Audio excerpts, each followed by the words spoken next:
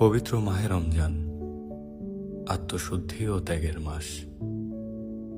মাহে রমজান মুসলিম উম্মাহর জন্য এক অনন্য রহমত, বরকত ও মাগফিরাতের মাস। এ মাসে আল্লাহর নৈকট্য লাভের অপার সুযোগ আসে। রমজান কেবল সংযমের মাস নয়, এটি আত্মশুদ্ধি, ধৈর্য, সহমর্মিতা ও ইবাদতের মাধ্যমে আত্মাকে পরিশুদ্ধ করার সময়। রমজানের সবচেয়ে বড় বৈশিষ্ট্য হল এ মাসে মহান আল্লাহ মানবজাতির জন্য পবিত্র কোরআন নাজিল করেছেন। তাই রমজান কেবল রোজা রাখার মধ্যেই সীমাবদ্ধ নয়, এটি কোরআনের শিক্ষা গ্রহণ, বেশি বেশি ইবাদত। পবিত্র মাহে রমজান আত্মশুদ্ধি ও ত্যাগের মাস।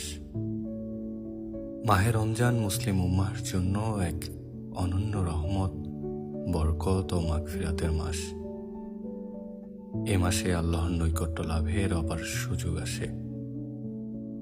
রমজান কেবল সংযমের মাস নয়, এটি আত্মশুদ্ধি, ধৈর্য, সহমর্মিতা ও ইবাদতের মাধ্যমে আত্মাকে পরিশুদ্ধ করার সময়। রমজানের সবচেয়ে বড় বৈশিষ্ট্য হল এ মাসে মহান আল্লাহ মানবজাতির জন্য পবিত্র কোরআন নাজিল করেছেন।